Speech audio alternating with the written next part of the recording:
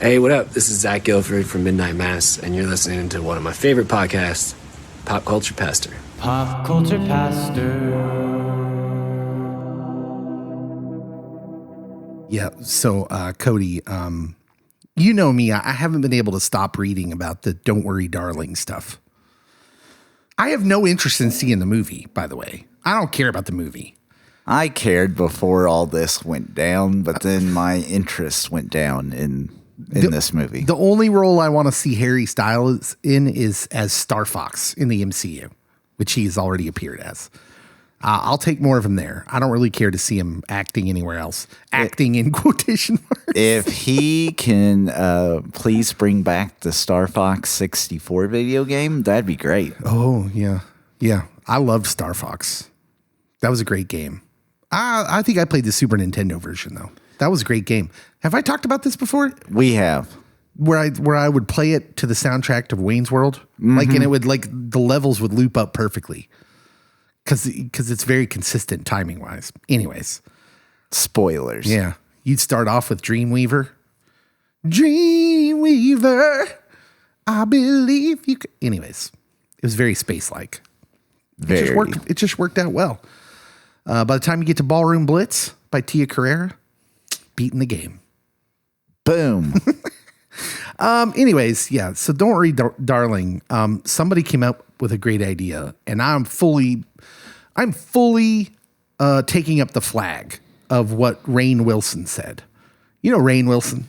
I am familiar with Rainn. Are we sure it's Rainn and not Rand? It's Rainn. It's Rainn? Okay. I'm going with it. The two N's throw me off.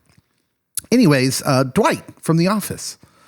He tweeted after we recorded our pod, he tweeted out, otherwise I would have talked about this last week, but he tweeted out about the Don't Worry Darling stuff. He said, I'm working on a movie called Worry Darling. It's all about the backstage drama and events concerning the high-profile cast and the making of this highly publicized film, Don't Worry Darling. Casting is wide open. Seeking funding. I'm playing Chris Pine. And I have to see this movie. I know he's joking, but please don't joke about this. Nailed it. So just like when they announced Daniel Radcliffe as Weird Al in the Weird Al biopic movie, which we got to watch. I think this needs to happen, and I don't know why it hasn't happened sooner. I mean, yeah, that's the only way is, do you play it straight? Do you give us is it like docudrama, or do you go the Weird Al route where, I don't know if you've seen the trailer for the Weird Al movie, but Madonna's in it when they're best friends, which clearly didn't happen.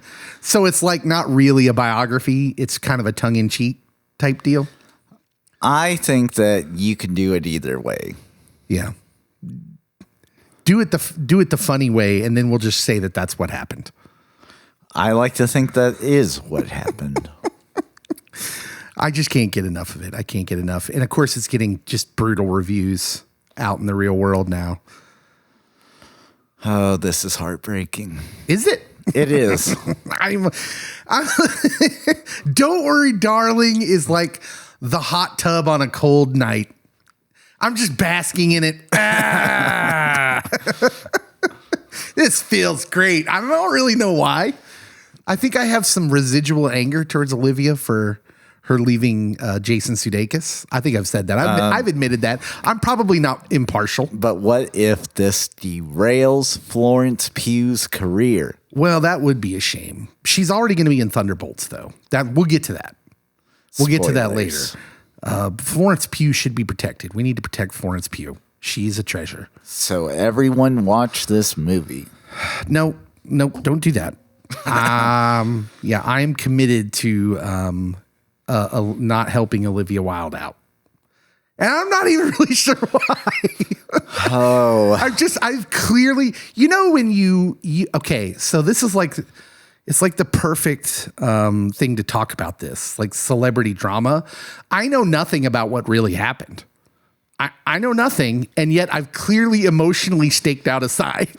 Yeah. Why? Why did I do that?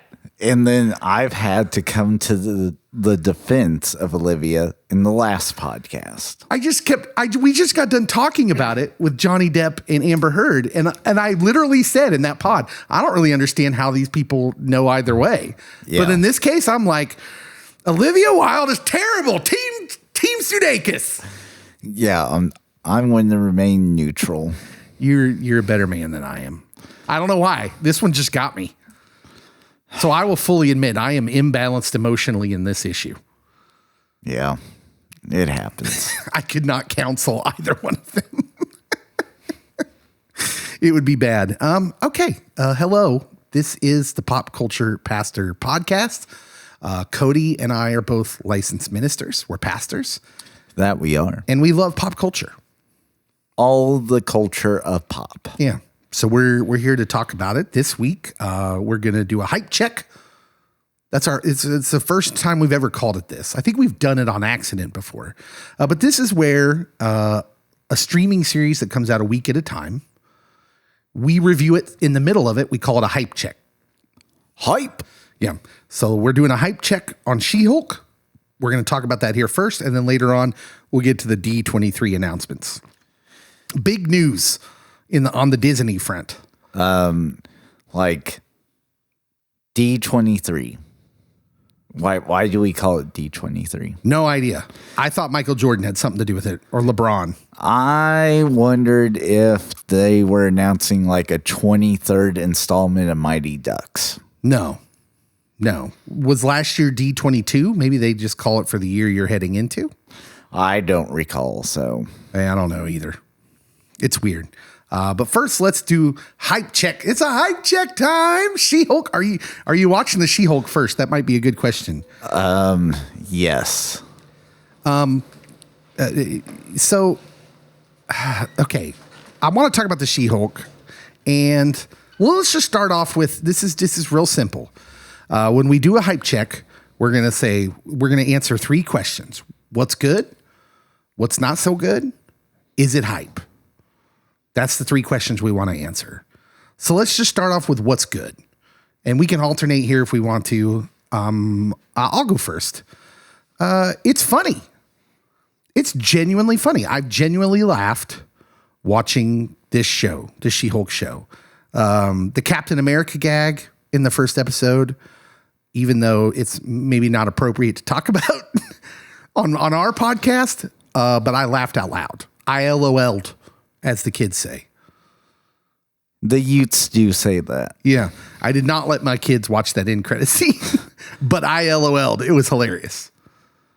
I will agree that it's very funny. Yeah. And one of the more recent episodes that came out introduced a whole different side of Wong that I wasn't ready for. First of all, I don't know who Wong is. Please address him by his real name, Wongers. Yeah, that whole, Benedict Wong, who plays Wong, his comedic timing, just in that end credit scene where he's like sitting on the couch with her and she's just running down a list of drinks he may have tried. He just asked, so Madison with 2 N's and a Y, but not where you think. She's like playing a cardboard cutout of a character of the party girl, right? That's who she is. And so like the pairing of them is a contrast that's just funny on the surface. And then her like going down a list of drinks, whether he's ever tried them. And his timing just in that scene when he's no. Yeah, I've had that. Yeah. It's so subtle, but he's funny. Even when she spoils The Sopranos for him. Right. He's just getting around to watching The Sopranos. By the way, that was not the episode where the girl dies. What was the girl's name in The Sopranos? I didn't watch The Sopranos, so. Oh man, I knew that wasn't the episode because he was on like season 1, episode 2. That doesn't happen till like season 5 or 6, I think. Spoilers. It's been a while. I need to go back and watch Sopranos. That was a great show. But it really is a funny show. The fourth wall breaking is satisfying when they don't overuse it. Like she generally does it about once an episode. Not like Deadpool, who does it way more. Yeah, which I'll say that for me, the actress that plays Jennifer Walters. Is that okay? So what's good for you? Yeah, the actress. What's her name? She was in Orphan Black. She was in Parks and Rec for an episode or two. For one whole episode. Her name is Tatiana Maslany. Yes. And if you haven't seen Orphan Black, it was a sci-fi show. Not on the Sci-Fi Network. It was a science fiction kind of plot with dealing with clones, and it was very good. Very good show. If you have not seen Parks and Rec, it is a show about a parks and recreation. I think everyone knows what Parks and Rec is. But she shows up towards the end of the series. She is trying to rent a park to do like some like Doctors Without Borders stuff. And then her and Tom date for 2 episodes. And then she goes to Africa. Yeah. From the writers of The Office. Side note, I wasn't aware of this, but like there's a whole swath of people who now, after the fact, think The Office is terrible. Hate The Office. I'm just like, who hurt you? Jabronis. Now, I will say, if you start at episode 1, season 1, it is a little slow of a start if you don't know the timing of The Office, and they hadn't had the timing down at that point yet. But like going back and rewatching it for the 100th time, I really do enjoy the first season. Yeah. I don't know. Most of it centers around that Michael's cringy, which, he's supposed to be cringy. I think nowadays we're so used to hating people that are cringy that we can't laugh at them. You do have to skip the Scott's Tots episode. That's too cringe. I have to walk away. But yes, she's phenomenal. Her timing, her facial expressions. She has carried the show. Yeah. And she was like, so Orphan Black was her being serious. So seeing her, I only knew her from Orphan Black. So seeing her in this show where she can like open up her lighter side, where she gets to play Jen Walters, who's, kind of just a much lighter, airier character, right? She's happy, even though she's kind of miserable when we first meet her. Yeah. But she's just kind of just an open book, and she's been great. The next thing I have, and what's good has been, and this is going to be a source of contrast because a lot of people don't like the show for this, but for me, it's the girl power. Girl power gets the feminine stuff. A lot of people didn't like her speech in the first episode where she's, talking to Bruce about how she's always had to keep her anger in, control her anger. And she talks about being catcalled and stuff like this. And a lot of people like, oh, it's the MCU, it's Marvel being Marvel, and being all woke. And I'm just like, yeah, tell me y'all didn't really know your mom without really knowing, without really telling us. Because I grew up with a single mom who was young, and I heard the catcalls. I heard it as a kid. Dave beat up so many guys. No, because I was a little kid. What was I going to do? I heard the catcalls and worse. And so for me, when she's explaining that, I'm like, oh, yeah, that's just a fact. So I thought for that moment, because a lot of series do try to create these moments out of the blue, but it worked perfectly for that moment because Bruce does know what it's like to be trapped, to be mocked, to not be who he wants to be, yada, yada. But she is then showing, hey, I have had to deal with all these things that would frustrate me, and I have learned to conquer that anger and frustration.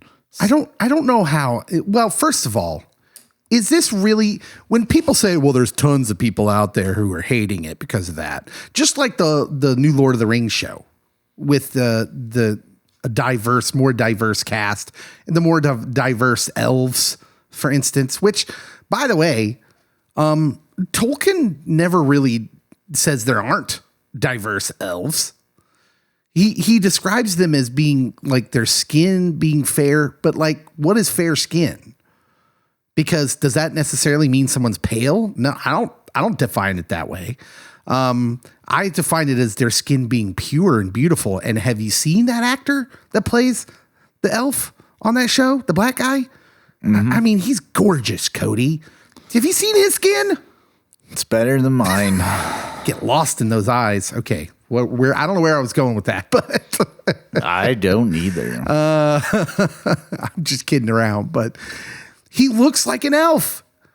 He looks like what I would think an elf looked like if he had darker skin. Yeah. And I guess where I'm going with that is are there really that many people out there who have a big problem with anything they determine to be woke?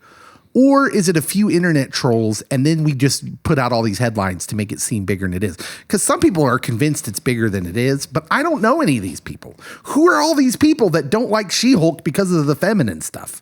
Because I haven't met them. Yeah. The complaints I've heard haven't been around that, but I've seen the articles that have been headlined that the masses are bombing on this because of the feminine PC-ness of it. And I'm like, I don't know that. Yeah, I think most of it's clickbaity junk. Yeah. And it makes people believe that there's a swath of humanity that's really, I guess, unwoke, for lack of a better word or uncouth. Term. But like, I'm just trying to enjoy the entertainment. And I'm sure we'll get around to talking about the Rings of Power, but I've loved it so far. Loosely based on my real life story. I'm sure it is, of course. Name it and claim it. That's what I'm supposed to say. You jabronis. But I have genuinely enjoyed the girl power of this show. My daughters are watching it with me, and I've liked that they get to see a superhero story from the vantage point of a woman. Because I think that's what it's doing. And I'm not afraid to, be faced with what I know that women have to deal with. Yeah. And to be honest, I think right now, without having Florence Pugh's character like fully flushed out yet in the MCU, it's between She-Hulk and Scarlet Witch, who is going to be your role model within the MCU. Yeah. Because Black Widow, and Captain Marvel, like they didn't. I feel they didn't handle those characters well. Yeah, that's me. Well, especially lately, the Scarlet Witch. Oh, you said the Black Widow. Yeah. No, Black Widow. Like, you watch the movie, you know. Shocking Scarlett Johansson slander going on right now. Nothing wrong with Scarlett Johansson. She did great in that Taika movie. Well, what I don't understand about all this is why is it such a big deal? Like, we act like this is the first time girl power has ever been in any sort of entertainment. And it's like it's like the trolls forgot that the Spice Girls existed. Like, that was their whole shtick. Or the Powerpuff Girls. The Charlie's Angels remakes. Shonda Rhimes.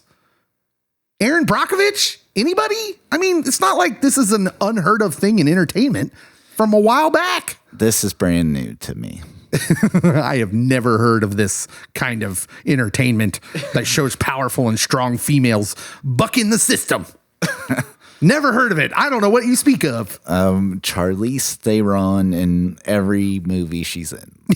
Right? Mad Max. Honestly, I don't get it. It makes me feel like sometimes I wonder if the studios themselves are a part of the troll group just to get, so they can get more publicity, because it gets publicity. Everyone's talking about it. But then that's when I come back to this place where I live in one of those conservative parts of the country, and I'm like, I don't hear anybody say this. Howard Stern knew that people tuned in because they either really liked him or they really hated him. Yeah. And so if you can stir up emotions, most press is good press, unless it's don't worry, darling press. Yeah. What's good? What else is good for you in She-Hulk? Okay, so this one's going to be the controversial one for me. Just because this is where I've actually have heard people say they don't like it. And that's the cameos. I love the cameos in it. Oh, people don't like the cameos? They think that it's too reliant upon the cameos, that the show would be trash without them. No, I disagree. In fact, when we get to what's not so good, I don't know that the cameos are always super well done, but we'll get to that later. But yeah, I love the cameos. I love that anybody could drop it. Right now, anybody could drop into this show and it wouldn't shock you. Well, like, honestly, I think that they have hinted at a big villain being in the show. Well, certainly, we're kind of waiting around to see who the big villain is, because I think we're all pretty clear that it's not Titania. No. She's not the brains behind whatever's happening. Someone's trying to get a hold of her blood, She-Hulk's blood. Clearly, the Wrecking Crew, that cameo. I was bummed about that because the Wrecking Crew kind of looked buffoonish. Well, they started the Civil War, Dave. Yeah, right. And the Wrecking Crew, they kind of make them doofuses, and they're not. They're kind of a formidable Earth threat in the comics. So I was a little bummed about that. But we'll get to that. That's in the what's not so good. Do you have anything else that was good that you think's good about the show? Stylistically, I think it's really good. The end credits, like how the colors, I like how that all ties together. It looks like a law drama, like an Ally McBeal. Law and Order. Yeah, no, it doesn't look like Law and Order. Law and Order. These are their stories. Anything else? No. Okay. No. What's not so good? What's not so good? I mean, if I have to complain, you do. I'm telling you, you have to. Because we can still be critical. We can look at it with a critical eye. I mean, even if we're enjoying it. I don't think that the CGI is necessarily great all the time, but it's not horrific. I just don't know how much detail you're going to put into a Disney Plus series. Well, and it makes it, knowing that what all the stories that have come out with the CGI stuff in the last month or two with Marvel and the special effects places, like it makes it easier to deal with. You're like, okay, well, clearly they've got some issues, but they did as well as they could, probably in a crunch of time. So I can push the CGI to the side a little bit. I mean, everything from Edward Norton's Hulk before looked worse, in my opinion. Yeah, Edward Norton's Hulk didn't look great. But like, here's my issue. Okay, in episode 1, the Hulk looked better than the She-Hulk CGI wise. And it was glaring, in my opinion. Like the Hulk looked like the Hulk, like what we've come to notice. And he looked very smooth. Like, and the She-Hulk CGI was just not. Maybe they already had. Well, that's what I was thinking. That programmed, like, okay, we have this template and we can easily edit it. You know, in Step Brothers, when they get the Chewie masks, the Chewbacca masks, and the one brother says, "It's okay, mine's not movie quality." That's what I felt like. It was like, well, it's okay. She-Hulk's not CGI isn't movie quality. Yeah, Hulk's is. And I mean, this show didn't have a Lord of the Rings or House of Dragon budget. They weren't spending $1 billion to make it. Although they have $1 billion. Just saying. They could have done it upright. Balls in your court, Disney. For me, not so good is just the general timing. Okay, so this is a fun show. It's supposed to be fun. It's supposed to be funny.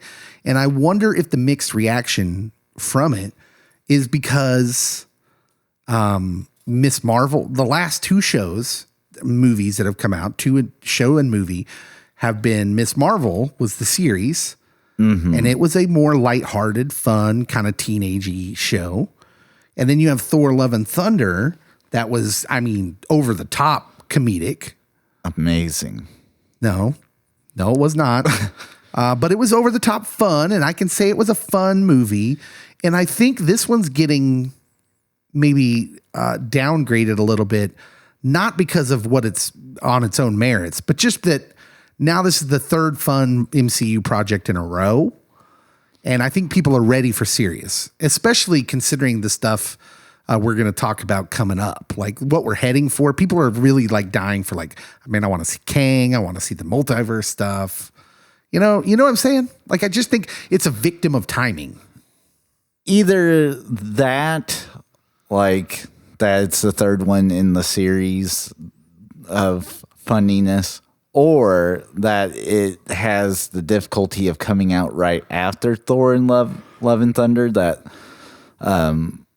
it was just so funny all the time that this show isn't constantly seeking out humor nonstop.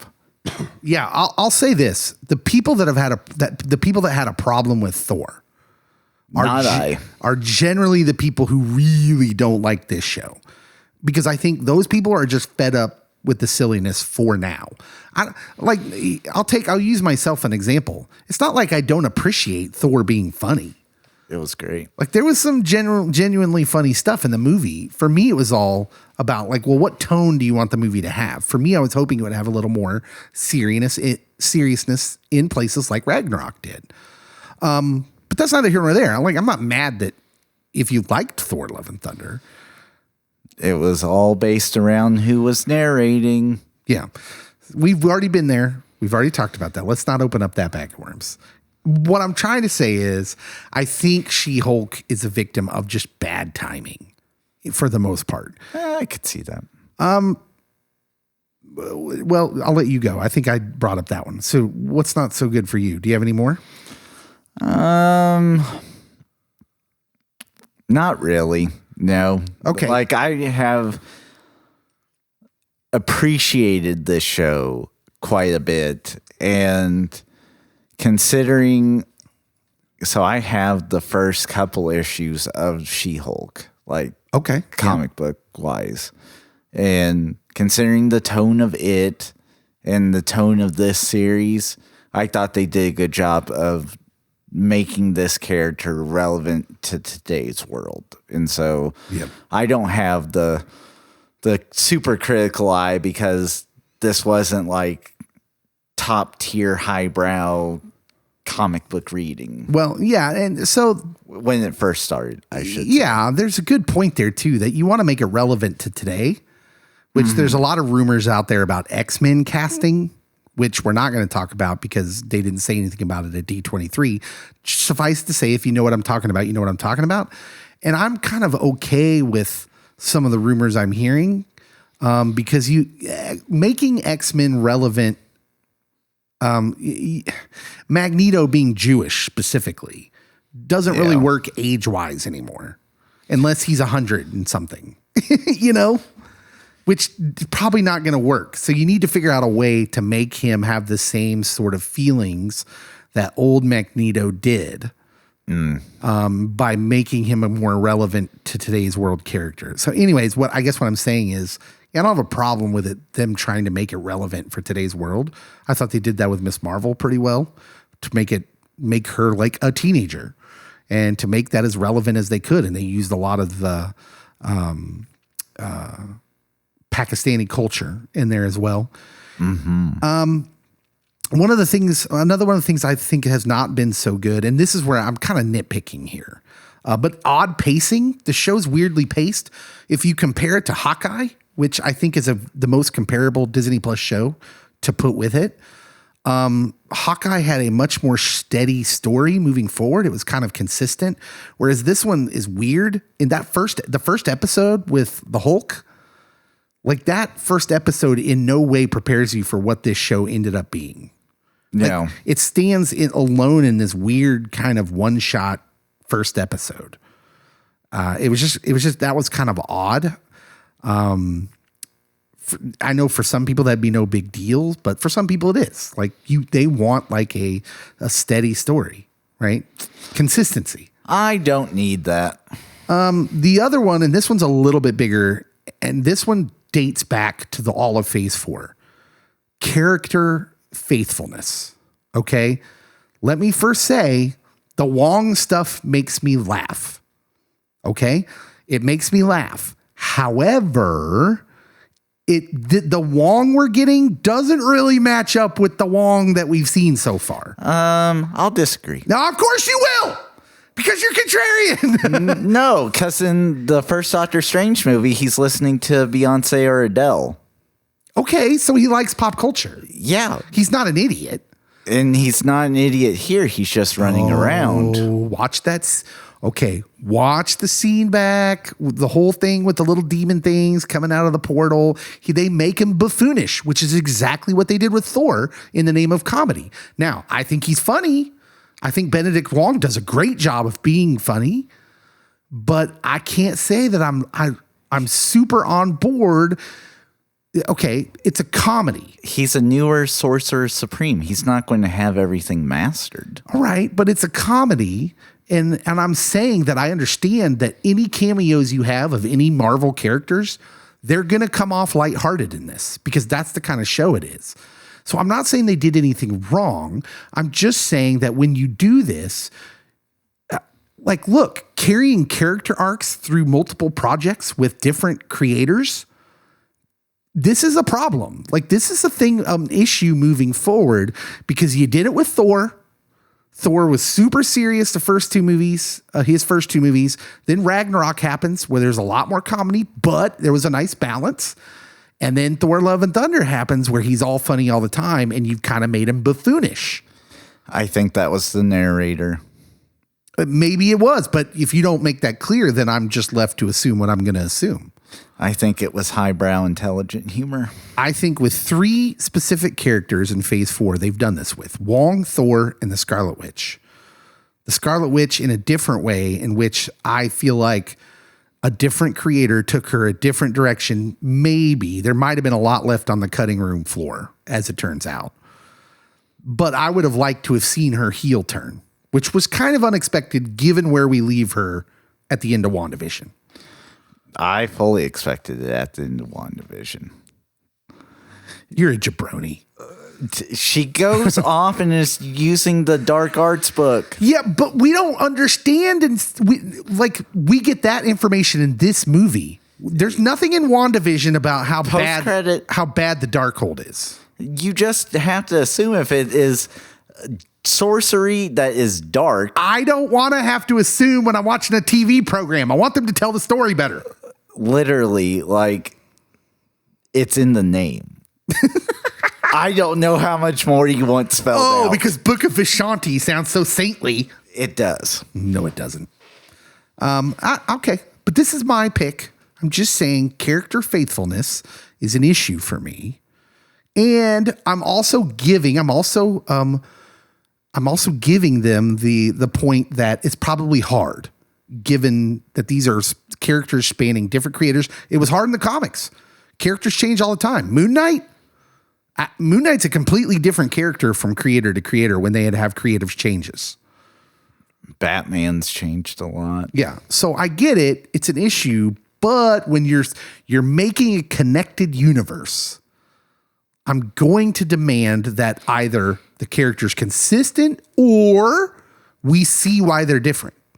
That's my issue with the Scarlet Witch. I wanted to see her change, not just boom, she changed. Does that make sense? I'm not saying that she couldn't change. Okay. All right. We're not going to be in the same place on that. That's okay. No. Here's my last question. Is it hype? Is She-Hulk hype? Yeah. You're going to say yes. Mm-hmm. Do you know what hype means? It slaps. But so can I give a prediction? Sure. Okay. So I'm out on an island on this, but that episode where we get introduced to Madison With two N's and a With two Y, but not Ns. where you think. and a Y, not where you think, she has met Mephisto. Oh, you think Madison met Mephisto? Yes. Okay. Because she talked about meeting a goat named Jake or not Jake, but Jack. And guess who sometimes is portrayed as a goat named Jack Scratch? Mephisto. I'm sorry. I just went full Mephisto watch. Mephisto watch. It's back. I'm not going to say it's not hype. I think it's incomplete. I'm waiting to see what the bigger villain behind all this is. Like, I think like anything can happen still. So Kingpin. I don't think it's terrible by any stretch. So I won't say that. I don't think it's not hype. I just don't know if it's hype yet. I think there's a lot of story left to tell. I think it's Kingpin. It's not my favorite thing to watch, like right now, that's currently out. Oh, well, there's $1 billion shows out right now. I mean, Dave. yeah, I haven't even got to House of the Dragon, which I do kind of want to watch. But I am watching Rings of Power, which I've loved. I love that show. So yeah, but I don't despise She-Hulk. I'm waiting. I'm enjoying it, and I'm waiting to see where the story's going. More Megan the Stallion. No, thank you. All right. We are going to talk about D23, all the announcements made for that. First, we're going to talk Star Wars D23 stuff with Sam. That's right, Cody. To the Geek Phone. The Geek Phone. Well, we're on the Geek Phone again to talk to our friend Sam. Sam, how you doing? Doing well for all things considering. Yeah. Well, I hope things are okay for you. So D23 was this last weekend. That's the big Disney convention. They roll out all their projects and the things coming up for in the near future. We're going to react to some of that stuff, but I figured your area is kind of Star Wars. You like Star Wars, so this would be a great time to go to the Geek Phone to talk to Sam about the Star Wars releases at D23 and announcements. What are your thoughts? Well, my thoughts on it are that this is about Star Wars. This is goes beyond any other thing. This isn't just about a world, but a galaxy, if you will. Mm-hmm. Maybe far, far away, but yet it seems nearer and closer to us, with shows tackling on themes that people can all relate to and consider. We've seen the return of The Mandalorian with season 3, and we're seeing the new show Andor that is coming out. Plus, there are this other show, Tales of the Jedi, which is an anthology series, as far as we know. And also, so the thing is that there's been there are certain groups of certain Star Wars fans, not all, but certain, that have given it a bad name, kind of a toxic fandom. They say, I don't like this. I don't like what you did with this change. I don't like what you did with that. I don't like what you did with that. I don't like what you did. But you see, the thing is that Star Wars has been given to the masses. It has been released into the world for the world to create their own worlds, their own stories. Because it's, as I've said, it's not just one world, but countless of them.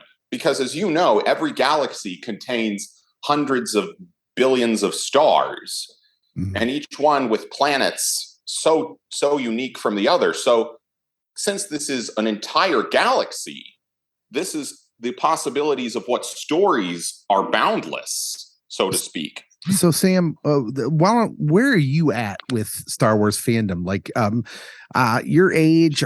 Do you first get into it when the prequels come out, or did you? How early does it go? How far does it go back for you? And where are you at after the sequels? Well, for me, it's the original series, of course. That's where I started it all. Okay. And also when it comes down to it, the prequel series, for me, I didn't really have much of a complaint about the prequel series. Maybe it was because I was only 8 when the first one premiered and I didn't know any better. But it's only when the backlash came that I decided to join the crowd, so to speak. Yeah. But the truth is, yes. Well, the interesting thing I was just about to say, there's an interesting layers to the Star Wars fandom. So there's the old heads like me who grew up when we were kids. That's when the originals came out. Then there's the millennials who, where you are, Sam, where you grew up with the prequels. You were a kid then. Now you have this very young, the youngest generation of Star Wars fans who are the sequels are that for them. And so you have like these layers kind of clash sometimes. Yes, of course. But, the sequel series for me is about passing it on to the next generation, basically. That was, I think, the main theme, sort of passing it on to the next generation and letting them do what they believe is right for the world, the universe that is Star Wars to continue to please others, to continue to gather people together. Now, I do admit that when it comes to storyline and character development, I do think the streaming shows have more to them than the sequel films. That I do admit. I do admit. Because when you compare Rise of Skywalker to The Mandalorian, I would choose The Mandalorian over it because there's that more grounded, more contained storyline that doesn't make it too grandiose, but sort of still is compelling all the same. Well, the interesting thing, Sam, is that I think you can see the layers dividing in that way too. And I think you can see this on the Marvel side. So the Marvel side, especially in this most recent phase for Marvel, you had the movies kind of for a lot of people underwhelming them. But then there's the people that like the series because there's more character development, which they can do in a series. And I think you see that with Marvel. A Mandalorian, the characters in that are very fleshed out. They're very fleshed out characters. And you compare that to some of the sequel movies where a lot of the characters aren't they're very thin characters. Then, I think this is a new problem. It's not just a Star Wars problem or a Marvel problem. It's any kind of problem when you have a connected universe that features movies and streaming. Yes, that is definitely true. People seem to gravitate these days towards the shows rather than the films when it comes to character development and story and plot, so to speak. Mm-hmm. So go ahead. Go ahead. You go ahead. Oh, well, you mentioned, so we saw the trailers for several of the streaming projects. There was The Mandalorian, there was Andor. I thought Andor looked great. Yes. I'm very excited about that show. There was a lot of kind of callbacks to his Rogue One character. Of course, not to spoil anything, but he meets his end in that movie. They all kind of do for the betterment of the rebellion. And there's a lot of Oh, go ahead. Yes, but we know it takes place right before the first Star Wars film. Right. And so this series will show us a younger Andor, but they're already kind of laying the seeds for that. Like there's a scene in there where the Skarsgård's character is yelling at him, is kind of telling him, don't you want to, you're going to end up dying fighting these guys one day. Don't you want to give it for something? Right. Which is a clear allusion to his future in Rogue One. Yes, and also the way it's structured, from the look of the trailer, it seems to have a sort of political thriller sort of vibe to it. The way the world, the way the planet, wherever it's taking place on, is structured, it sort of looks like something out of some political drama of some sort. Yeah, there seems to be a turn. I think this is good news for Star Wars fans because I think the Book of Boba Fett was kind of a mess. Like they weren't sure kind of what story they wanted to tell. In fact, like one whole episode is devoted to the Mandalorian. Boba Fett's not even in it. But I think with these trailers, you're seeing a turn where they're kind of following that Marvel road to success, where they're saying, hey, this is a political thriller set in the world of Star Wars, right? With Andor. Yes. Mandalorian season 3 is turning a corner into the more of the lore of Mandalore, right? Like now they're going to start getting into this history and this legend of the Mandalorians, which is kind of cool. And I thought that trailer looked fantastic. I thought so as well. And it's also interesting to note that when it comes to Star Wars and they create characters and languages, it's not just randomly choosing someone's name, like, oh, that name sounds good. That name sounds good. They probably think that, oh, what's a word that means this sort of category or this personality? So they take the word from some other language probably, and then change up the words a little bit to match the name of the character, of whatever character is being portrayed there. And that's what I think about. And that's what I think. It's not just randomly choosing a cool name or anything, but making it work, but getting it from some sort of source, some sort of origin that makes it more believable, so to speak. Well, now, I think. Oh, go ahead. Yep. Go ahead. Let me ask you this: were you disappointed there was no movie news? It was all television, all streaming. Well, not really, because from the look of it, the streaming shows seem to have just as big of a budget as the films, so to speak. I mean, I haven't seen Obi-Wan yet, but from the way it looks just like any other Star Wars film when it comes to budget and scope. Yeah, Kenobi definitely felt like a Star Wars, like one of the older Star Wars movies. You know, it felt like it was from the prequel tradition. You know, like it had the feel of it, and I appreciated how they did that. Yeah, I appreciated that too. And you know, speaking of streaming services, there's always that one show that streaming services can, like I may have already said this before, but there's always that one show, that one streaming show that reaches that pop culture Emmy level status that puts the streaming channel on the map. For Netflix, it was Stranger Things. For Hulu, it was The Handmaid's Tale. For Prime Video, it was Miss Maisel. For Apple TV, it was The Morning Show. And for Disney Plus, it was The Mandalorian. Yeah, The Mandalorian, it was big. I would also throw Ted Lasso in there for Apple as well. Yeah, I would put that in there too. I would put that in there too as well for Apple TV. I mean, I don't personally have Apple TV myself, but I have too many streaming services to pay for already at the moment. But all honesty, for Disney Plus, it was The Mandalorian that cemented Disney Plus as, okay, this is here to stay. Yes, so I agree. That was I think their first real big hit. Let me ask you one more question before I let you go.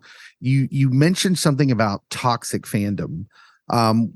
What would you like to say to fans of Star Wars?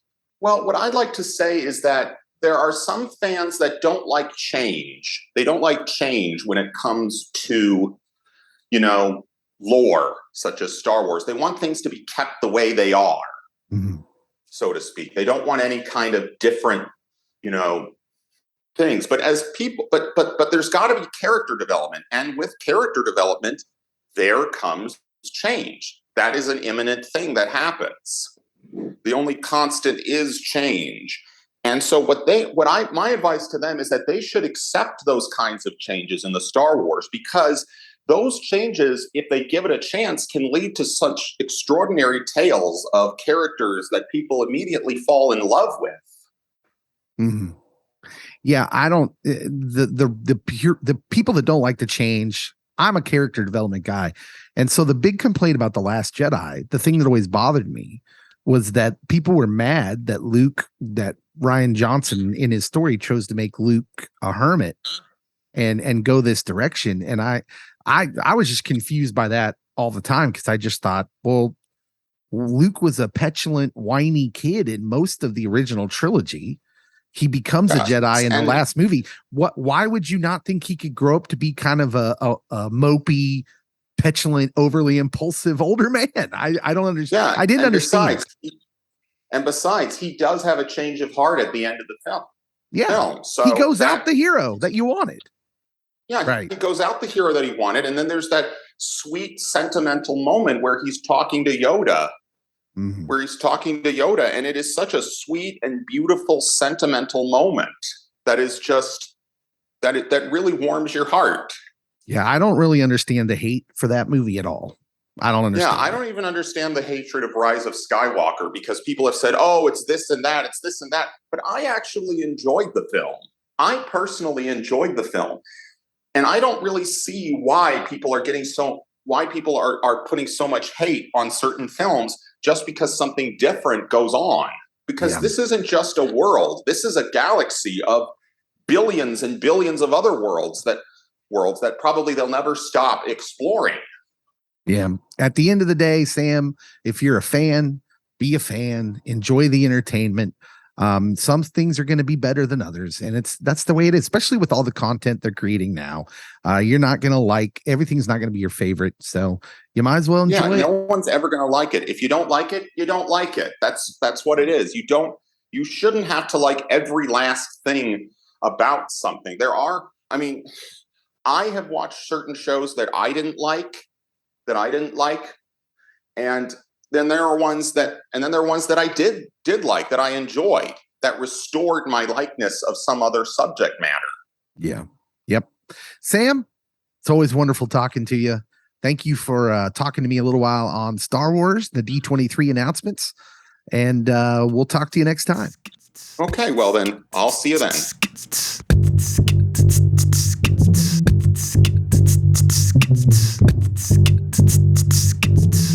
All right, welcome back. We're off the Geek Phone. We had a nice talk with Sam about Star Wars, the Star Wars announcements, what he's excited about. Cody, we should just go through the Star Wars announcements so you can react to them as well. Okay, yeah. We were treated to a trailer for Andor. That looks legit. Yeah, it really does. I like that it looks like a spy thriller set in the world of Star Wars. My wife asked me, "What's this about?" And I'm like, "It's that guy from Rogue One." Yeah. As I said to Sam, it's kind of cool that they seem to be taking this. They seem to have learned something from Marvel, which, hey, these are superhero movies, but they're like a story within a story. So Ant-Man's a heist movie and Captain America's a political thriller, right? They seem to be doing this, finally have learned this and saying, okay, so Andor is going to be like this spy thriller that takes place in the world of Star Wars. And it could be a very good sign, I think, because saying that Star Wars entertainment has struggled in some ways, I don't think it's going out on a giant cliff. They have told poo-poo stories. But I am cautiously optimistic about Andor. We're going to get 3 episodes on September 21st. So that's kind of cool. Holy cow, that's coming out fast. Yeah. And I think that is a good sign of what they think they have. They want people to get enough of this to get into it right away. I don't think they want to mess around and just give us one at a time and risk losing people, Now, with Mandalorian, did they give out 2 episodes? I don't remember. I want to say they did. Maybe the first 2 episodes of Mando. I don't know. They gave some updates on the Ahsoka show. Also, Tales of the Jedi was a show they showed a trailer for. I think they're shorts, animated shorts. But they look pretty cool. Ahsoka as a baby type stuff. Yeah. I don't know if I'm here for it. I went out of my way to watch the Groot series. But I don't know if I'm here to go out of my way to watch that. So you watched the I Am Groots? Yeah. How are those? I did not. They were cute and funny. I mean, they're only like 3 or 4 minutes long each. Yeah. I think that's a pretty good serving size of Groot, if I'm being honest. Like, some of it was better than others, but yeah, it was just cute and funny. I can't handle too much cuteness at one time. I get cuteness overload. So I need my cuteness in short little servings. Well, I needed it after finishing my summer courses. And I'm like, this is good. Yeah. It brings me back to a happy place. You're like, this is delightful. Very. We got to hear when the second season of Bad Batch will be coming out. Did you watch Bad Batch? No. No, I didn't either.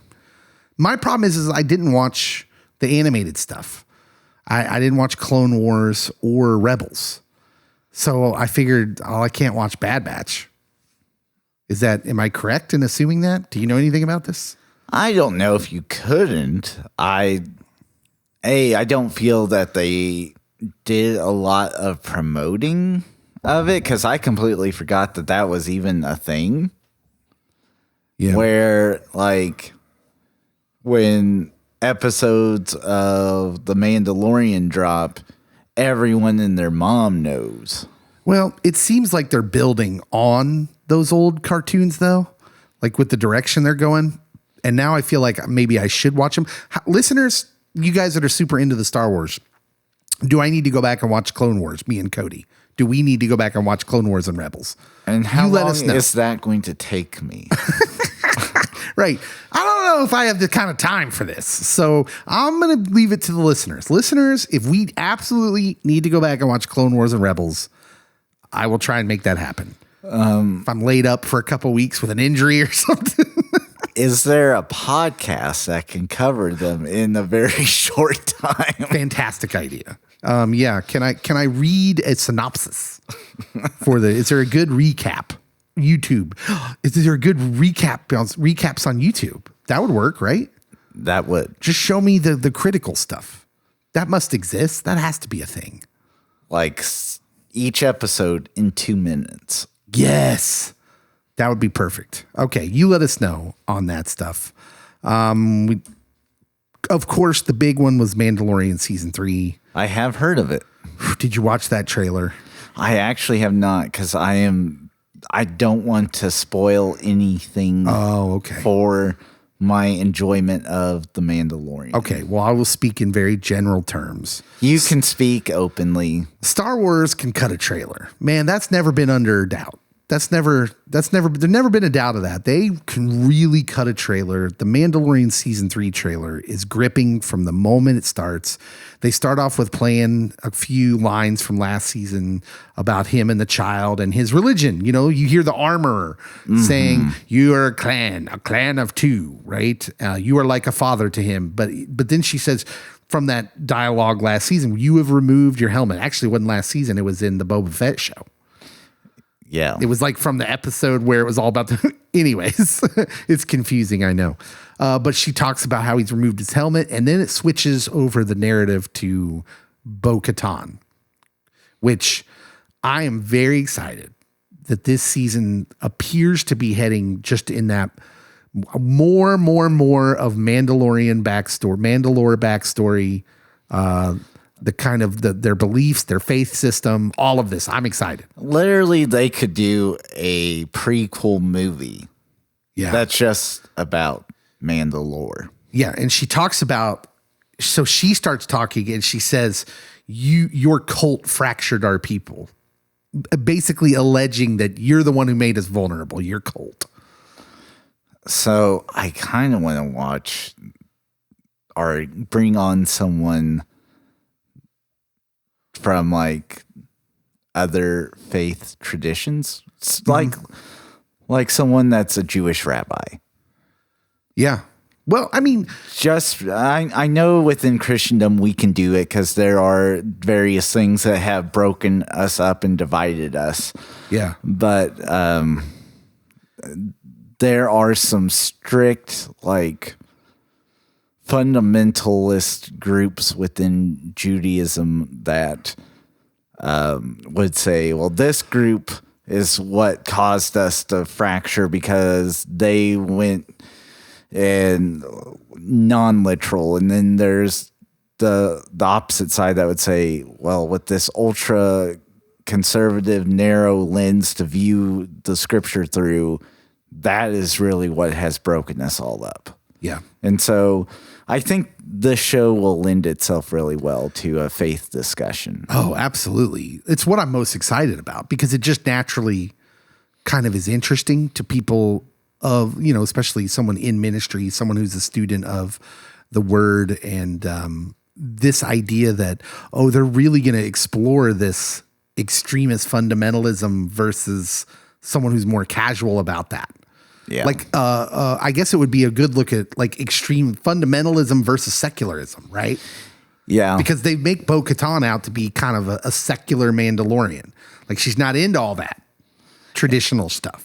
Yeah, in which there are several people that would identify of being of Jewish heritage that are atheists and secularist, and then other groups that aren't very fundamental. Then you have like Hasidic Jews.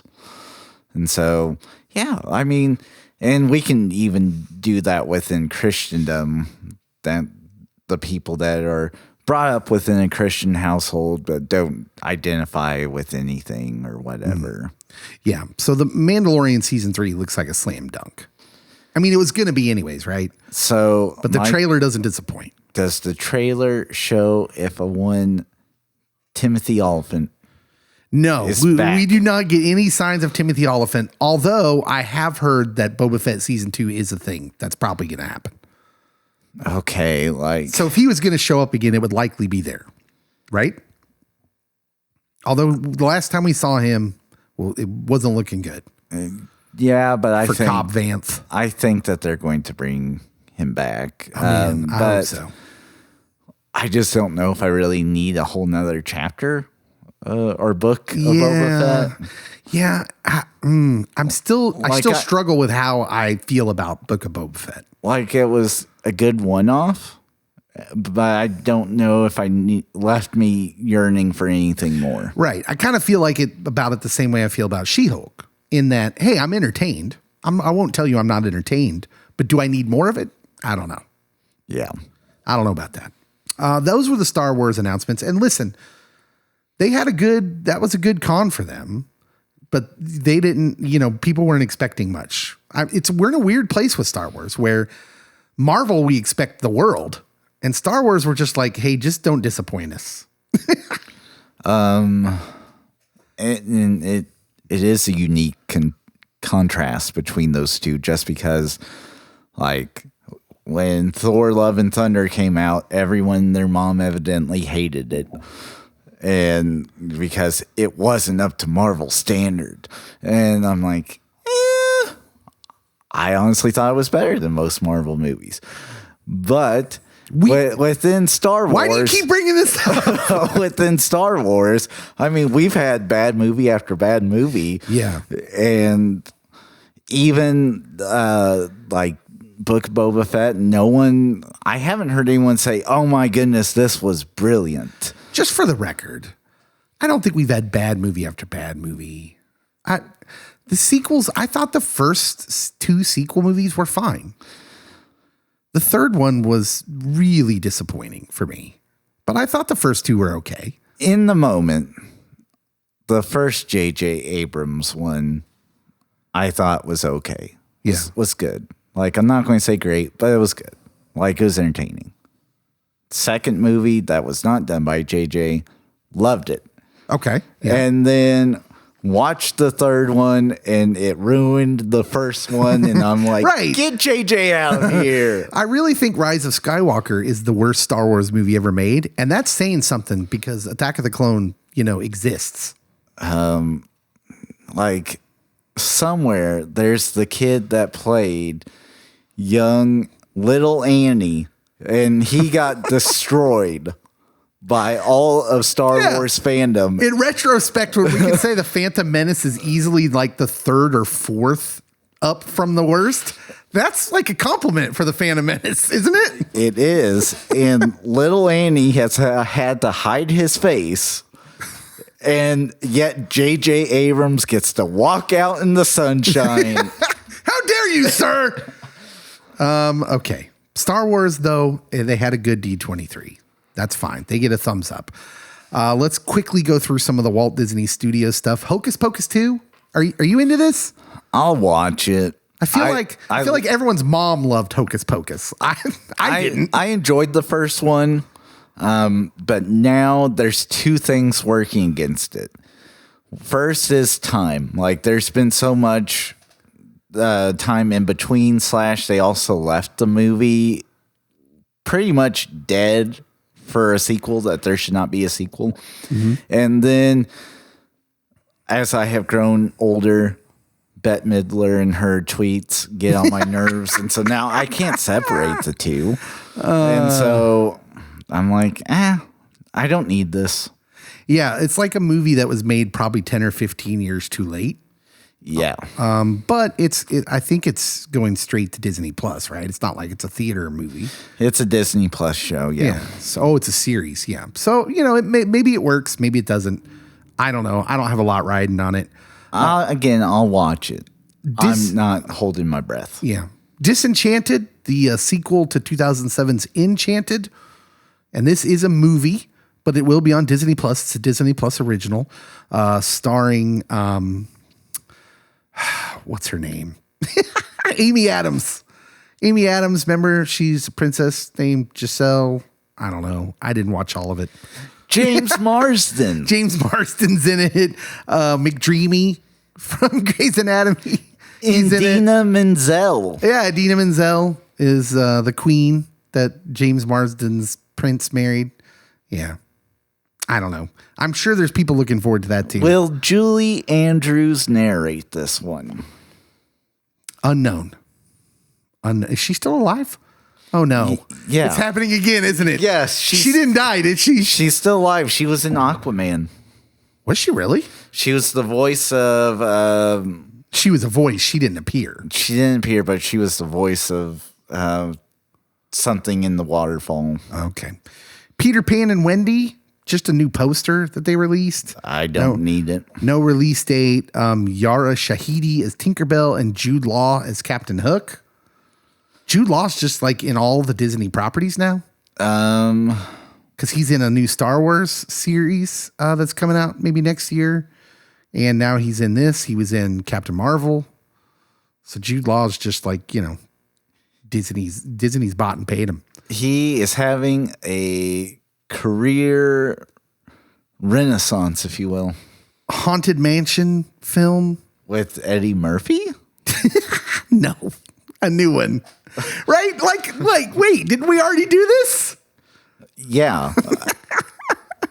A new Haunted Mansion film inspired by the iconic Disney ride coming next year, directed by Justin Simien, who directed Dear White People. The best of that panel seemed to be Jamie Lee Curtis, who will play Madame Leota. Don't know anything about that. Yeah, I'm probably out on that. 2024, Mufasa the Lion King. So I heard about this one and I was really excited until they said that it was like the live CGI stuff. Yeah. Seth Rogen and Billy Eichner returning as Pumbaa and Timon. So yeah, I'd have rather seen the cartoon, but okay. I'm assuming James Earl Jones will still be Mufasa. I hope. And if you get Jeremy Irons to do Scar, I'm sort of interested. I am down for those two to be reappearing. Snow White live action. This made a bunch of headlines. We knew they were doing this because the guy from Game of Thrones, Peter. What's his name? Pete. No, Peter Dinklage. Peter Dinklage. Why you leave me hanging like that? You enjoy seeing me squirm? It's the COVID, man. It's the brain fog. Peter Dinklage got really mad and like that they were making this movie because it's got dwarves in it, which again, I think I mentioned this when we talked about the controversy in like dwarves are a fictional character. Like he got mad because it's like little people living in a cave. What year is this? And it's like, well, they're dwarves. They're not people. They're not human. They're literally fictional fantasy characters. Like, how long ago is this story set? Well, I don't know. Because like Snow White, It doesn't look like there's a high-rise condos available. The Disney vaulted animated classic, it was not set in modern times. Yeah, well, and Trolls got mad at this one too because Snow White, they casted Rachel Ziegler, who's Latina, to play Snow White. I don't know. Like, again, does it really matter to you? Were we really riding on that Snow White movie? You've destroyed my childhood. Really? Yeah. Your childhood if you were born in 1930? Like, isn't that when Snow White came out in 1933 or something like that? It's old. Yeah. Little Mermaid teaser. They actually showed a little teaser of that showing Halle Bailey as Ariel. Another movie, another live action remake. I love that people were tweeting Halle Berry. I must confess, when I see her name, I think Halle Berry. And I'm like, wait a minute, that's impossible. She can't be Ariel. She's way too old. Ageist. Another one where they say where there's trolls, because Halle Bailey is a darker skinned girl playing the Little Mermaid, who was a fair skinned redhead. I did hear a good point from a listener today on Facebook who said, hey, I'm not mad that they casted her, but what about fair skinned redheaded people who have been over time kind of looked down upon too? You redheaded stepchildren. Yeah, right. There's all sorts of derogatory terms for redheads. Gingers don't have souls. I've heard it all. Right. And so that's a valid point in my opinion. Be like, okay, you already took Annie. Now you're taking Ariel. There's not many left. And so that's a valid point, which goes back to our discussion of like, what's real representation? What's tokenism? This one's a little more egregious in my opinion because it's literally a Denmark fairy tale. Northern European. I didn't care enough about the animated movie to have a strong feeling about this one. Right. And at the end of the day, I don't really care.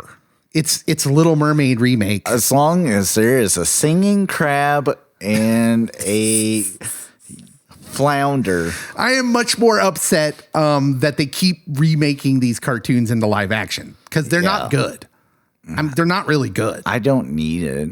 Yeah, so that's what bothers me most about this. Is what we call a money grab. Yeah. Pixar showed some things. Elemental. Wait. Pixar showed things at a Disney convention? Yes. What? Yeah. Stop What? it. Stop it. Stop it. Oh, my mind is melting. I wasn't ready for that. You are so bitter. Why are you so bitter? There's an Inside Out 2 coming. Did you know that? Hey, that's a good mental health movie. So Zootopia Plus. They say it's not a series. It's not a sequel series. It's a midquel series. They're shorts that focus on different characters during the timeline of the film. Oh, well, that's neato burrito. Yeah, I mean, it's an interesting concept. I'm not opposed to it. Strange World, which I see looks weird. Wish, blah blah blah. Willow. Yeah. Are you a fan of Willow since you're a Val Kilmer honk? So when they announced they were doing Willow a while back, they had said they are looking for ways to incorporate Val in trying to bring him back. Mm-hmm. Mad Mardigan.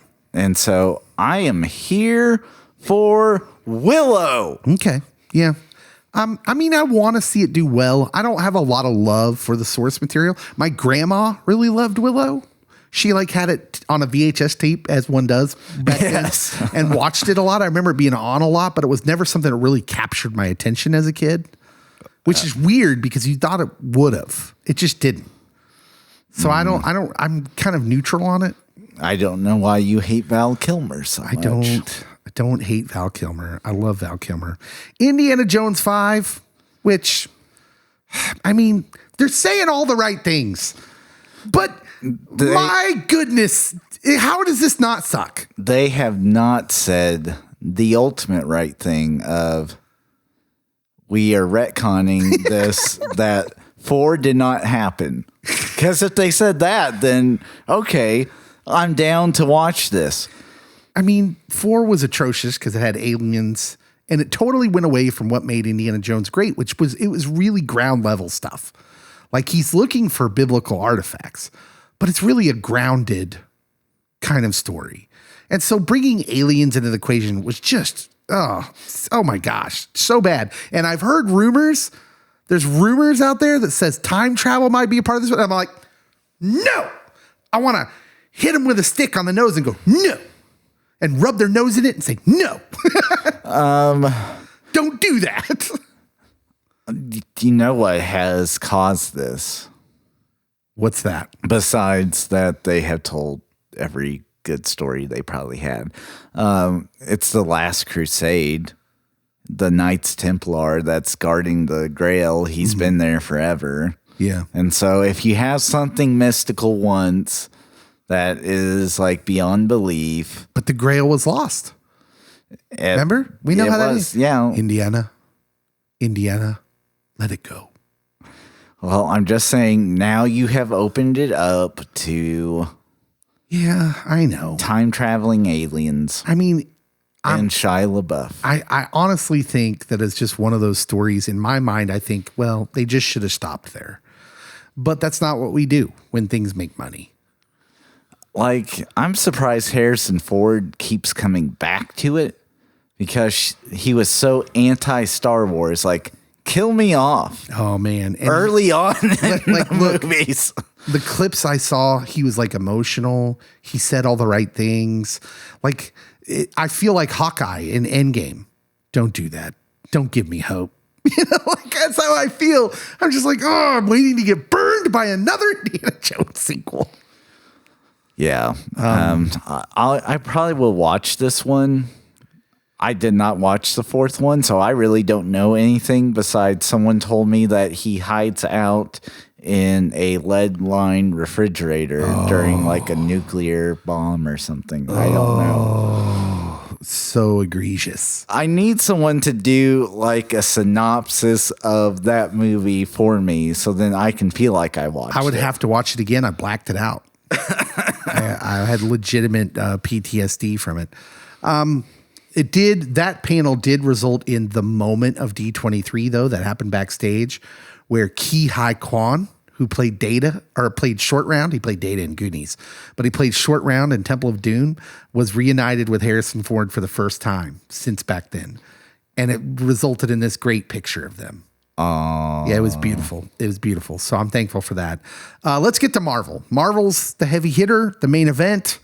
The cast of Black Panther Wakanda got out there. I think this movie looks great.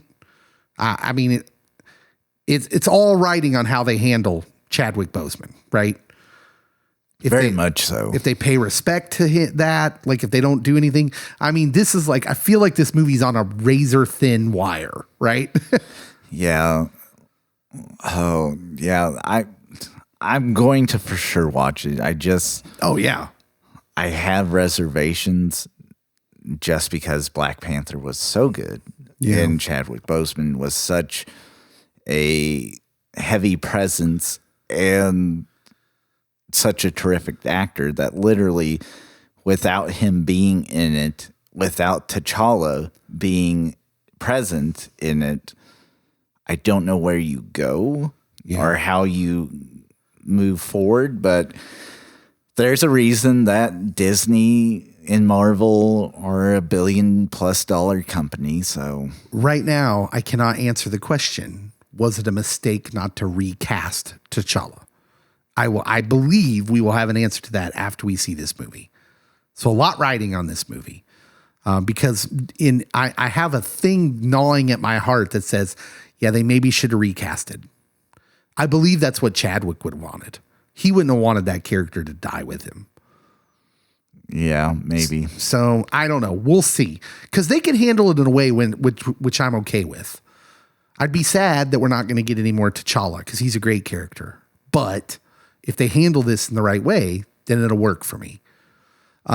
Ironheart took the stage after Black Panther. Ironheart also being executive produced by Ryan Coogler, who is the director of Black Panther. Ironheart will appear in that Wakanda Forever movie. She is a character who gets a hold of some Stark-like tech, creates an iron suit for herself. I'm assuming this will have a lot of Shuri's thumbprints on it as well. I could see that. So, and Ironheart is said to be a look at the contrast of tech versus magic, which I'm here for. That sounds great. And another strong female hero. So what magic? Well, so there's a lot of rumors out there. There's a lot of rumors that whatever's happening in Wakanda Forever, that Doctor Doom is going to be behind it. When all is said and done. Maybe you're not going to see him. Maybe you will. Maybe you won't. But Doctor Doom is the ultimate earthbound villain in the Marvel Universe. And he in himself is a highly intelligent creator of tech like Stark, but also delves into dark magic. Ooh. Yeah, so he's a combination. And so that sort of contrast is leading people to believe. That's why a lot of people think Doctor Doom is coming, is going to be a big part of Wakanda Forever, and maybe a background figure in Ironheart. Okay. So yeah, Red Hood, or not Red Hood, that's a DC character. Yeah, I was going to say. But the Hood is a Marvel character who's said that they've already confirmed is going to be the bad guy in Ironheart. And he is also a character who starts off as a normal person and gets a hold of some magic somehow, some way. We'll see how they do that in the MCU. Hopefully he's not like the magician No. from She-Hulk. Donnie Blaze. Yeah. Oh my gosh. I rolled my eyes. My eyes literally rolled out of my head when he said his name. I was laughing so hard at that. I mean, I chuckled, but it was a little too tongue in cheek. It was like, okay. Chris Angel. Ant-Man and the Wasp: Quantumania then came out. And this is when I started to get very upset, Cody. Oh. Because I'm following all this on Twitter because Disney did not live stream this like they have in the past. So we did not get to see, only people that were there got to see all of these trailers, most of these trailers and clips. This was one too. Everyone there got their first look at Kang, and we still have not seen it. Like, why wouldn't they just put it out? Because they want you to buy expensive tickets, travel to wherever D23 was at, and pay your money and have you feel like you are a valuable customer and everyone else is dog doo-doo. Wow, that was descriptive. They did say while they were standing on stage that Kevin Feige said this movie goes directly into Avengers Kang Dynasty. I have heard of this movie. Yeah, so I'm super excited for this movie. I'm psyched. Comes out February 17th. Whew. I can't tell you how psyched I am for this. The rumor is, just a rumor of a general kind of plot, which shouldn't be a shock to anyone, is that Kang recruits Ant-Man. I say recruits, but kind of forces him to go on a heist. That somebody has something of Kang's in the quantum realm and Ant-Man has to retrieve it.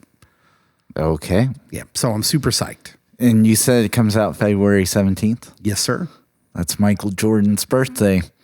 Coincidence? I think not. I don't know what that means, but all right. Greatness will be born. A trailer for the Halloween special Werewolf by Night that comes out on Disney Plus on October 7th. This looks amazing. Did you see this trailer, Cody? I did. This looks amazing. I'm like, is this somehow related to Morbius? No. It's Morbin time. It's really hyper stylized. It's got the black and white, kind of the feel of the old horror movies. I think it just really worked for me. I'm I want to see this now. I thought the cast was great. Yeah. Everything about it looks great. And if you frame by frame it, we get Man-Thing.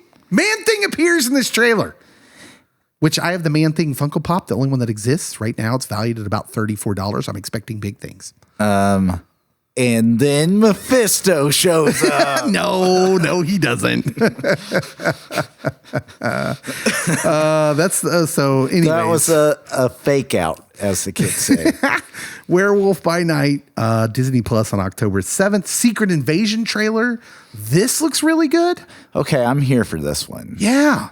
Again, it looks like a kind of a political thriller, with Nick Fury being kind of the main guy.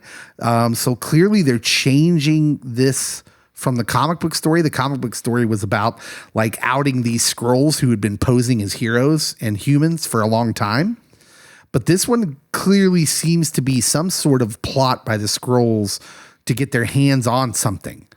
So Nick Fury in the trailer says, I know what they're after, and I'm the only one who knows. I'm the only one who can stop them. They better not be after the cat.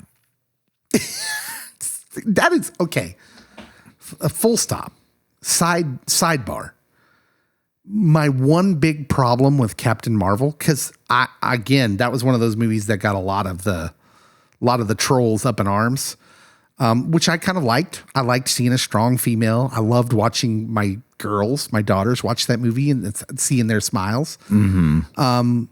The one thing I didn't like, why did you have to make Nick Fury's eye be gone because of a cat?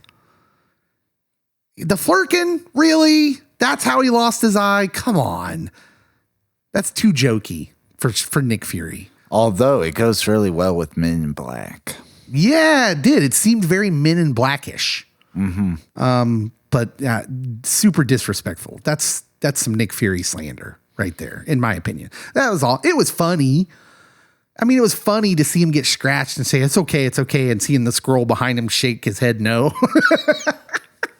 That was funny. I'll admit it was funny, but I just don't like Nick Fury's an awesome character. Armor Wars was announced coming out 2023. Hasn't begun filming yet. But Armor Wars, they said, will be a direct Secret Invasion leads directly into Armor Wars. So that leads me to believe that what the Skrulls are maybe after is Stark Tech. Oh. Could that be what they're after? I don't know. Just a theory. Well, was it the Skrulls that attacked Bruce Banner in She-Hulk? No, that was a Sicarian ship. Oh, yeah, that's right. Sorry. My bad, guys. They brought out the cast of Loki season 2, which Ki-Hai Kwan was announced as a member of the cast. He's going to be an employee of the TVA, which is perfect. Perfect. I love me some Ki-Hai Kwan. I'm here for him.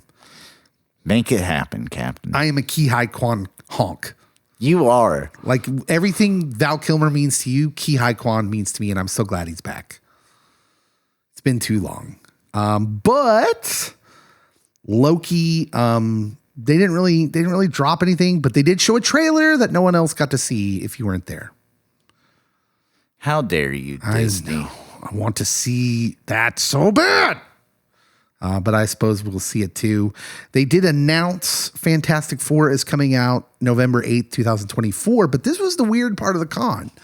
So the rumors, again, so let's like take a side-by-side look at D23 with San Diego Comic-Con. So the week before San Diego Comic-Con, the week leading up to that, it was all about Henry Cavill. Remember that? There were all these rumors that Henry Cavill had been cast in Marvel stuff. But then like a couple days before the con, DC announced like there were all these rumors that Henry Cavill was back with DC and that he was actually going to walk out on stage and everybody's going to go nuts. And then none of that happened. Henry is hiding. And then the same thing happened the week before D23. There were competing rumors that he was back with DC again. And he was a shoo-in. In fact, there were some people tweeting out things and putting things on Reddit that said he's absolutely cast in a Marvel project. But they also had a bunch of other people on that list that a couple of them were right, but then the rest of them were like, no sign. And part of that was the Fantastic Four. Heavy rumors going into D23 that the Fantastic Four was going to be the big thing. But then all we got was the announcement of Matt Shakman as director, which we already knew. And nothing. Silence. No casting, nothing. They didn't show anything. Nobody out on stage. Is that weird? No. You don't think so? No. Okay. They're building. Is it disappointing? The anticipation. All right. No. Okay. So literally no Fantastic Four news, no mutant news, which I thought was odd. Just nothing. Okay. They brought out the cast of Echo, which the more I hear about this show, I get a little more excited for. Didn't know how I felt about it at first when I heard they were making an Echo show because her character was sort of a bystander on Hawkeye. She didn't do a whole lot except for shoot Kingpin at the end. As one does. But Kingpin returning in the Echo series, and from what I hear about it, sounds really cool. They're going to go into her culture a lot. Her character is a Native American in the comics, so I was excited to hear about that. And I'm hyped for it. It's happening.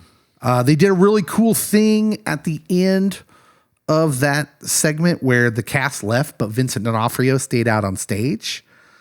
And said once he was alone, he said, well, I guess I got another show. And then you heard a voice saying, nuh-uh, it's my show. And then Daredevil, the guy that plays Daredevil, walked out on the stage to a loud ovation. Yep, Charlie Cox. And then they talked about Daredevil Born Again. They did say this is season 1, not season 4. It's a soft reboot. What? Not a big fan of that? That the Netflix shows aren't canon, which Kevin Feige kind of already said anyways. So are we not going to have his law partner? No, I think he still might. I think soft reboot. I think what they're going to say is, well, first of all, I don't think they're going to acknowledge it.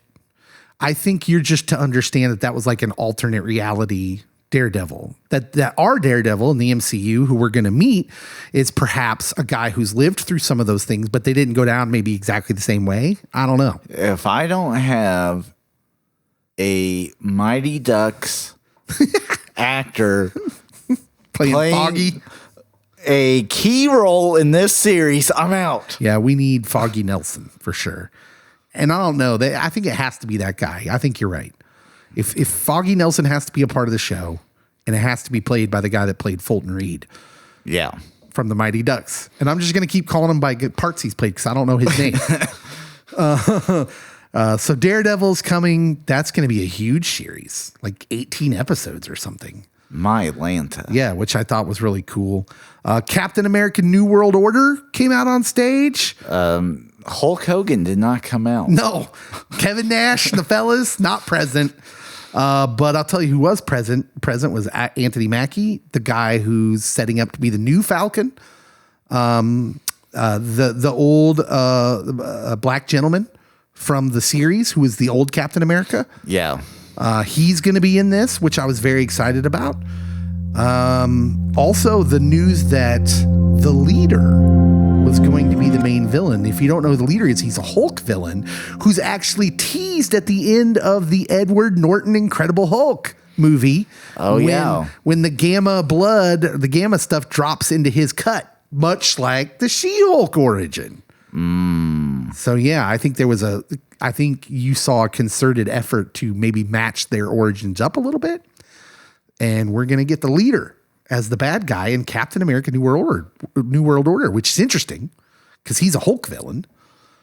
But the leader in the comics is kind of, okay, so here's the rumor. You want to hear the rumor? All the rumors. We're going to get multicolored Hulks in this movie. Red Hulk, who's a thing. Yep. And really cool. And if they do this right, could be really, really awesome. Give me Blue Hulk. I don't think there is a Blue Hulk, but there is a red She-Hulk too. Give me Pink Hulk. Thunderbolts was also there. They brought the cast out. They showed us who would be in the new Thunderbolts team. This is kind of like an alternate Avengers. So you have John Walker, the new Captain America, now U.S. agent. America's hero. You have the Winter Soldier.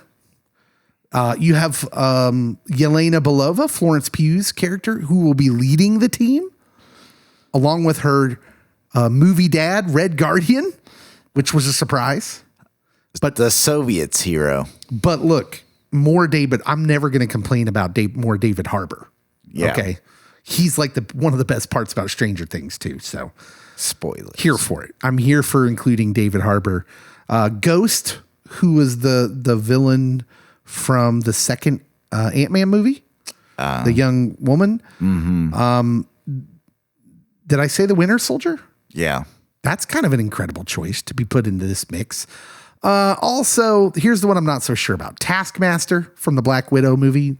The girl who is kind of like an automaton. She doesn't talk or anything. She's the bad guy in that movie. So Under mind control, though. I had forgotten about that character. Yeah. I'm a little rough with that character because they changed the character. So they swapped the gender. So it's a guy in the comics.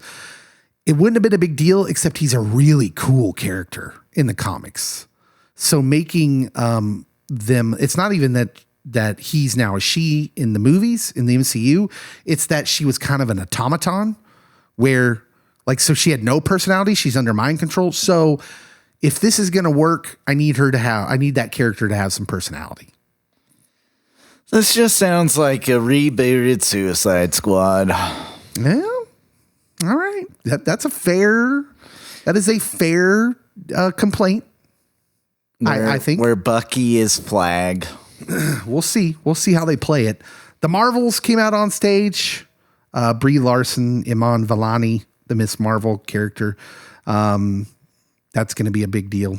So Nia DaCosta is directing, and that looks good. All right.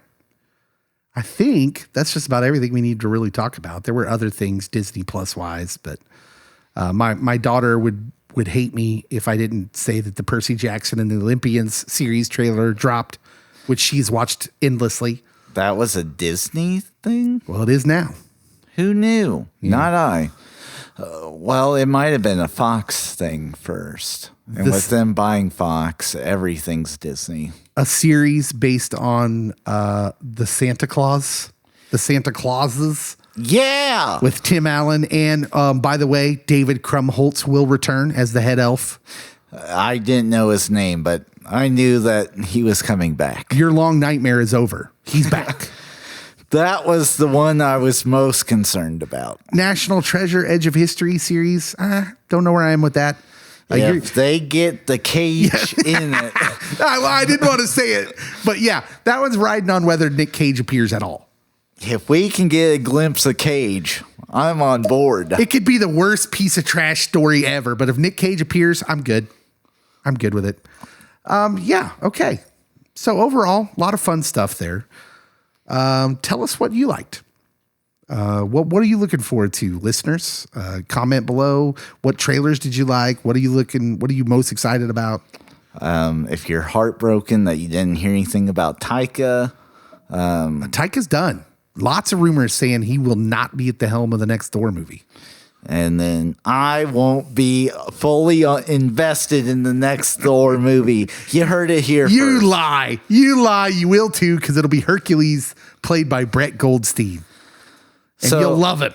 You'll love it. Thor is my favorite Marvel character, like from comic books. Mm-hmm. And so I will be watching. I just won't be fully invested. That's okay. Hey, you know what? It's at the end of the day, our opinions are opinions. And you enjoyed Thor: Love and Thunder. That's great. I'm happy for you. Someone needed to. Hey, everybody, go review our podcast. Give us 5 stars if you feel like we earned it. Write us a review. That always helps turn people's attention towards the podcast, get new listeners. Especially if there was 10 stars, I would have given it 11. Yeah, that's a good one. Yeah, that's nice. Yeah, use that. First person that writes the review. Okay, impromptu contest. First person that writes a review according to the timestamp and includes the phrase, I wish they would have done it out of 10 stars because I could have given it 11. First person to use that phrase will win a free Pop Culture Pastor prize pack. It's happening. Yep. So make it happen, and I'll be checking. I'll be looking on I think you can only write those reviews on iTunes, iPodcast, whatever it's called. So first one that writes it on there, you got a prize pack coming at you. Boom. Yeah. Who says we don't love you? We love you. That we do. All right, guys. Thank you so much for listening. We'll see you next week. See you in the next Pop Culture Pastor.